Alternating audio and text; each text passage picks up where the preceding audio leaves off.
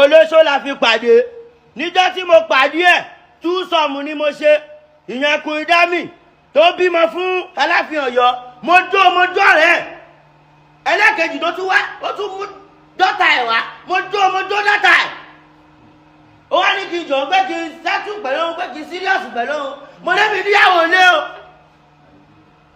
máa bá lémi jẹ́ o ní kí n jọ mo wá síríọ̀sì pẹ̀lú olórí burúkú ẹ̀wẹ̀ wọlé tí mo gbà fún máa ṣàlò ń gbé ilé pop kò sí nìbàdàn sí lọ́yọ̀ ẹ wo àbọ̀ olórí burúkú ni olórí burúkú thank God ẹ wo omi kú pẹ̀lú ìyàwó mi ó fẹ́ bá lémi jẹ́ gbogbo àwọn ìyàwó mi tó bímọ fún mi lómi kú pẹ̀lú ọlọ́run ló ní kó má bá lémi jẹ́ olórí burúkú.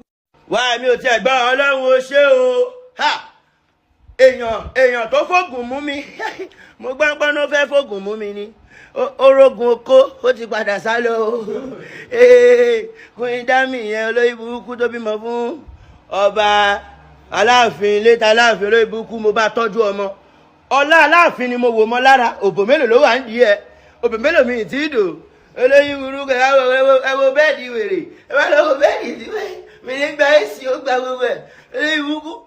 ìgbà nínú nọ́mbà ìgbà tí mo fẹ́ máa déètì ẹ̀ mo gbá fóònù ẹ̀ gbogbo àwọn tá máa wá kí Aláàfin pálásì lóńdó kò sóhun nìkan wà táwọn ìyàwó ilé ẹ̀ àwọn ìyáálé ẹ̀ gbogbo wọn ẹ wò gbogbo àwọn tó máa wá ń ṣorin àwọn olórin pálásì àwọn tó wá fíṣítì ọba lọ ti jó wọn ogun wọn la rí inú kọ́tà tí wọn àwọn ọlọ́pọ̀ bá ṣe ẹ wò o lè pa mí bó o ṣe pa ọba yẹn o lè pa mí bó ṣe pa Aláàfin Ọ̀yọ́ ìwà ọ máa ń lọ ń dókó lẹ́kọ̀ọ́ ọ máa ń fi Ọ̀yọ́ lẹ̀ ọ máa ń lọ ń dókó lẹ́kọ̀ọ́ ọ máa Ìbàdàn kọjá gbogbo àwọn olórin tí Aláàfin Ọ̀yọ́ pè kọ́ wá ṣe àjọyọ̀ gbogbo wọn lè lọ ń dó lẹ́kọ̀ọ́ gbogbo àṣírí ẹ̀ ni mo rí lórí fóònù ẹ̀ gbogbo ẹ̀ ni máa tú ìyálà yá ẹ̀ mo bọ̀ ẹ wọlé ní mo ṣe fún èrè máa post rẹ̀ ẹ wò mo ń bá tọ́mọ yàrá ọmọ ẹ̀rín ó tún kọ́ àwọn àbúrò kó fámílì wà olóyè burúkú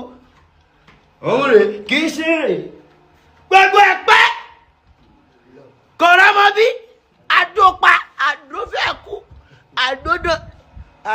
àdóṣẹ́yún ó máa ń ṣẹ́yún ni a ní mo tún ti rí píríọ̀dù mi o ìwọ òṣè má máa rí píríọ̀dù ẹ̀ òun lóyún ó tún rí píríọ̀dù ẹ já lọ́sàlẹ̀ ẹ wá lọ wo ilé tó ń gbé ìsàlẹ̀ bẹ̀ ni mo gba ṣọ́ọ̀bù sí fún ṣé olórí burúkú ẹ wọlé. mi ò mọ̀ọ́lé ilé kí ló gbà ṣé ilé táwọn ẹgbẹ́ ẹ̀ ń gbà ló gbà fún mi olórí burúkú ẹ onípèmí ni mo mẹ́sẹ̀jì ẹ alágbàkó ṣé wọ́n kọ́ ló wọ díẹ̀ mi wá mo mẹ́ tó ń jẹ́ Portable nǹkan tí mo mọ̀ ẹ́ sí wèrè olórin lásán ni mi ò mọ̀ ẹ́ pé bóyá ẹni tó tiẹ̀ ní kinní àtìgbà tí mo dẹ̀ ti wà pẹ̀lú ẹ lòkìkí ẹ ti padà nǹkan ayé ẹ̀ máa bàjẹ́ ní Portable ó sọ fún mi ó kè é sí olórí burúkú olóhùn máa lò mí olóhùn máa gbé balẹ̀ mi lórí ṣé gbogbo àwọn nǹkan bẹ́ẹ̀ yẹn àwọn fámìlì mi lè gbọ́ kí ó di àárọ̀ kẹ́ gbọ́ pé mo ti kú pé ara ìpì kọ́ ló má jẹ́ kí n kú ká ló máa gbọ́rù nǹkan bẹ́ẹ̀ yẹn alágbàkú ojoojúmọ́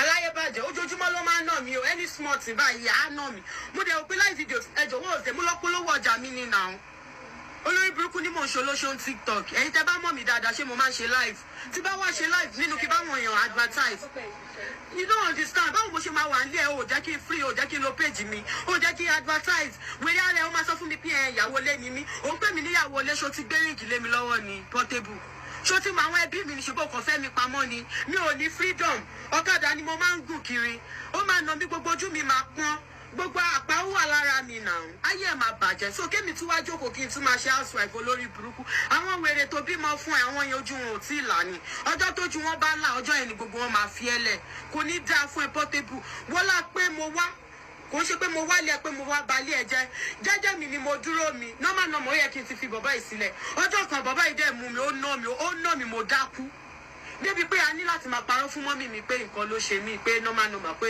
òyì kọ́ mi ni mo ṣe máa lóyún fún ẹ tí bá máa lóyún lẹ́yìn mo máa ní alágbàkó tí bá máa ní oyún mo máa ní bọ́ mi ò lè lóyún fún máa ṣe lóyún fún gbà torí mi ò burú ọmọ mi sì kéré náà alágbàkó ó lẹ́mi èmi mo pa ọba after a year tí mo kúrò ní palace mo máa gbọ́ pé bàbá yẹn síkì ẹ̀yin èèyàn mi ò mọ̀ kọ́kọ́ ń pa kú Aláàfin mo ti fa Aláàfin sílẹ̀ after a year ni mo gbọ́ pọ́n no sick nọ́ọ̀sì kì náà gbé wọn lọ hospital tó lórí burúkú nítorí tèmi náà ṣe kú.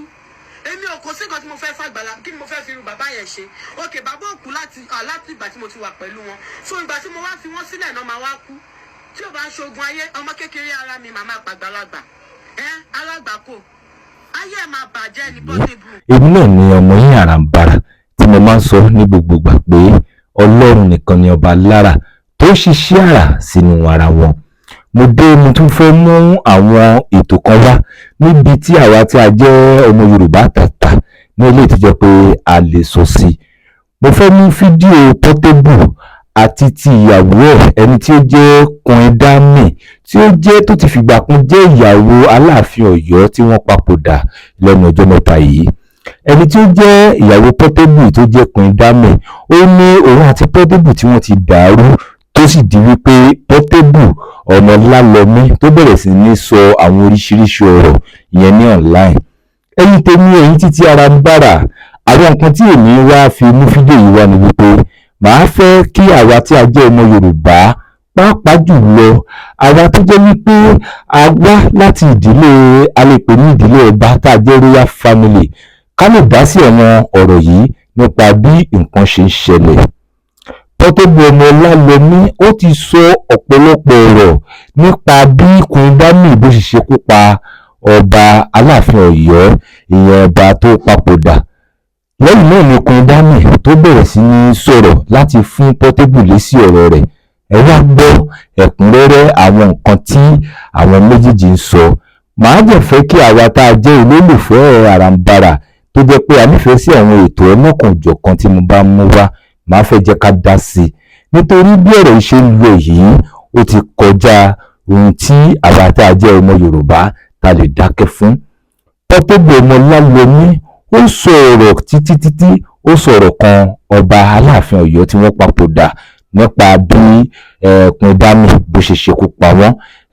Queen Dammy yìí ó náà sọ̀rọ̀ nípa bó ṣe ṣẹlẹ̀ tí òun fi pàdé Portable.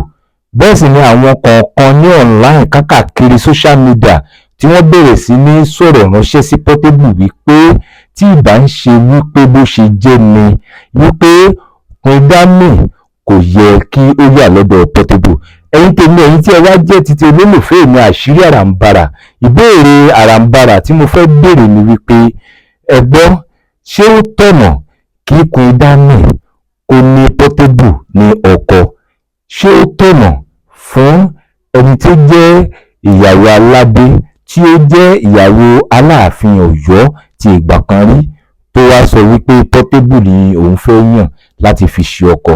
Ẹ̀yin tèmi ẹ̀yin títí Aranbara ẹ bá mi comment kẹjẹ bá mi share màá wá farabalẹ̀ mú fídíò ibi tí Queen Dammy títí ìyàwó Portable lọ́wọ́lọ́wọ́ báyìí àwọn nǹkan tó sọ nípa bó ṣe pàdé Portable àti àwọn nǹkan tó nífẹ̀ẹ́ lára Portable. Ó yá ẹ farabalẹ̀ kẹ wá gbọ́ ó yá ẹ jẹ́ ká wò. But thank God you're acting along. Because if I act along, we are depressed. He has many wives now. He has many people. How many wives does he have? I don't know, but presently I think we are 7 or so. I don't know. 7 wives. Portable has 7 wives. Yeah, presently. What position are you? He said 3, but I know I'm 4. But by child, I'm 6. 5 women had already had a baby for him. Yeah, it's before me. Okay, but okay, you wanted to say something. Okay, I wanted to say, how comfortable are you knowing that somebody that you love so much, it's written, I've heard it, I know you love him, even the way you're saying it, that knowing that somebody that you love so much is someone that is acting along with you, or you just know that, well, gosh, I like me, like, you know? Okay, this is Oiki. Because I can paro. Okay. Fine. But Oiki can saba paro. Okay. Now, what's come out playing for me? Go show when you come off here. He will always say he likes me. I love you. But this is the person that will always tell you, I love Igba, I love Awo, I love you Koko, I love you Shasu. Oh man, so will love Yes. Okay. So why it's Moshima? She won't act along me. So I just conclude in my mind that he's acting along, and thank God for that. Because you told me you love me. You told someone else I love you. You told this I love you. Oh, I should copy and paste. If I copy and paste, of me. And now, so far I love you, go call me. Someone said online that he did not love you. When I love him, Mama looked me along the line with my boost. Say that again. Yes, he said he did not love me. Fine. That Portable doesn't did not love me. But okay. I love him. Mama looked me along the line with my boost. So you're waiting for him to boost. Ṣé kò boost ni? Ó ń post mi lẹ́kọ̀ọ̀kan. Ó máa wálé, ó máa fún mi lówó. So kí ló tún kù jù yẹn lọ? There's nothing more now. Okay, this is me that relationship-wise. I left my father's house 2017. Oh, okay. Mo kúrò lé daddy mi àti mẹ́mi mi. Landlord ni wọ́n náà. Kò ṣe pé bí tenant kan bá mi jà kíní kan. Mo kúrò torí career mi. My mom was like, fíìmù tó ń ṣe yẹn, ó ti ṣe kíní kan, so stress yẹn ti ń pọ̀ jù fún mi. And I left, okay, wọ́n máa ṣiṣẹ́ gan l'Abẹ́òkúta. Mo wá l'Abẹ́òkúta, pé kí n máa lọ gbé ní Abẹ́òkúta. Now, 2022 ni mo lóyún, that's about 5 years. For that 5 years, kí n tó meet Wiki, mi ò gbọ́ndọ̀ ọkùnrin kankan rí, mi ò gbé couples life pẹ̀lú ọkùnrin kankan rí.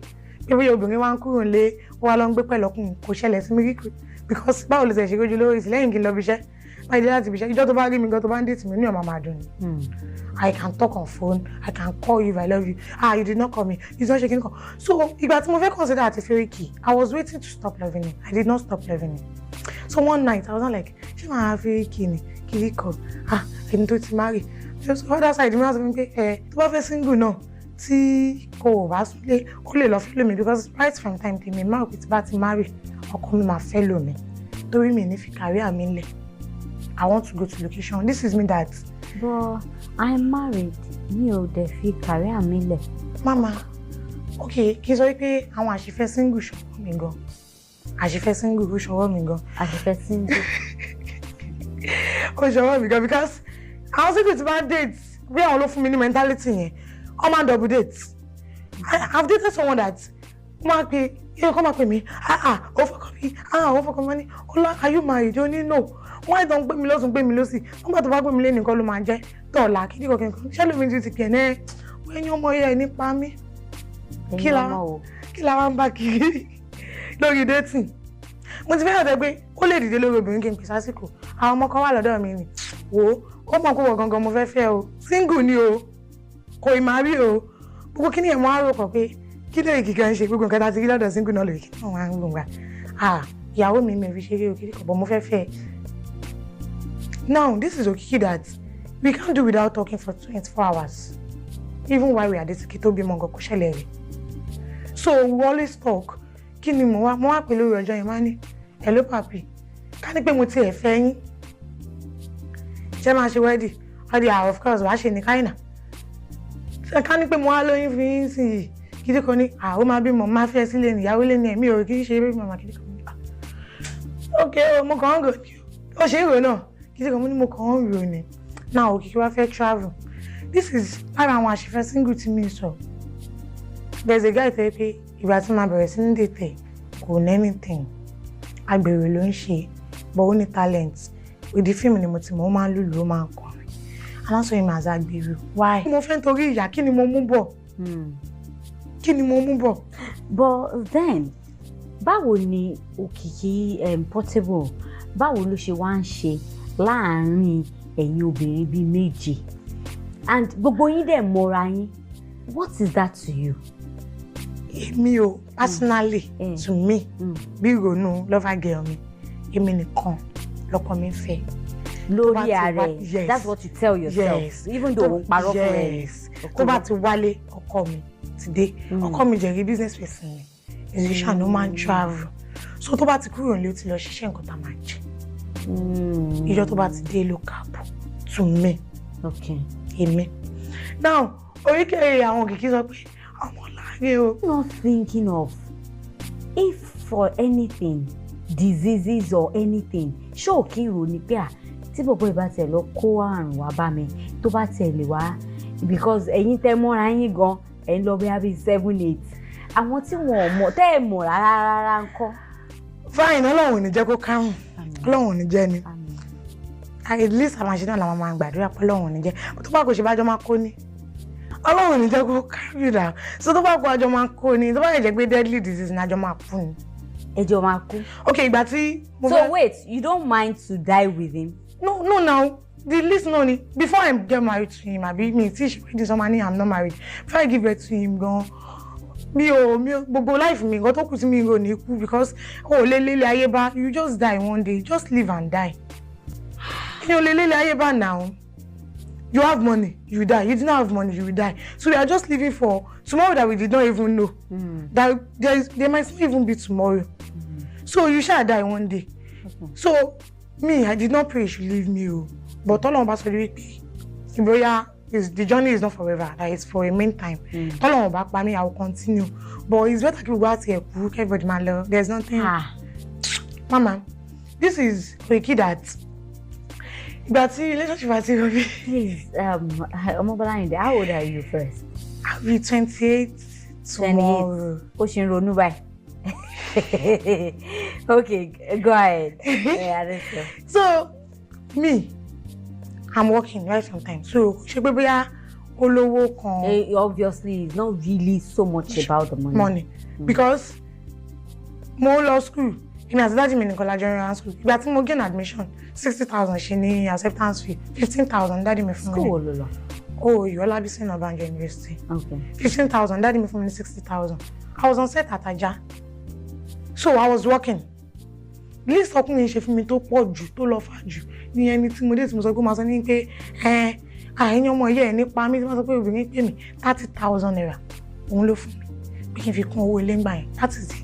Orí tọkùnrin ṣe fún mi highest. Wow. So I'm not someone that dates because of money. Tí bá rí olówó àyà mi máa ń já pé wọ́n máa lò mí nǹkan tí wọ́n máa ń wà lórí mi nìyẹn wọ́n máa lò mí o tó bá fi lówó lé páàkì lẹ́gbẹ̀ẹ́ mi kẹ́ fẹ́ gbé mi màá sá lọ wọ́n máa lò mí. Bọ̀ wọ́n ló sọ pé èèyàn máa kú. Ìgbà yẹn no mo máa kú ó nọ́mà ìgbà yẹn mo sì mò ń rotí mẹ́rin ìfẹ́ pé kọ́ lò ó. Má ní kú dì.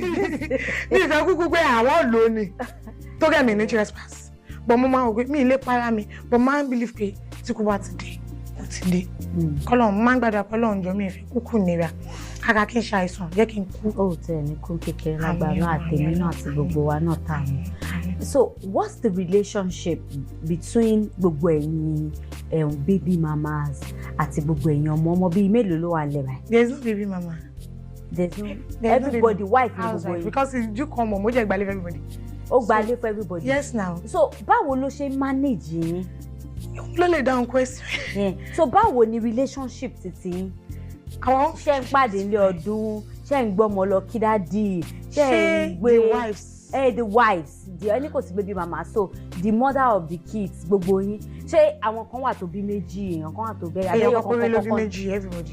Ẹyọ kankan ni. Èèyàn kan ló ṣe bí méjì. Okay, but ìwọ náà máa tó bí ẹlẹ́kejì. Mi ti lóyún bọ̀ máa bí. Lágbára náà, Ọlọ́run á gbà fún. But the thing is, everybody is fine. Online ló máa ń jẹ́ kí n mọ̀ papọ̀. Oh, okay. Because kò introduce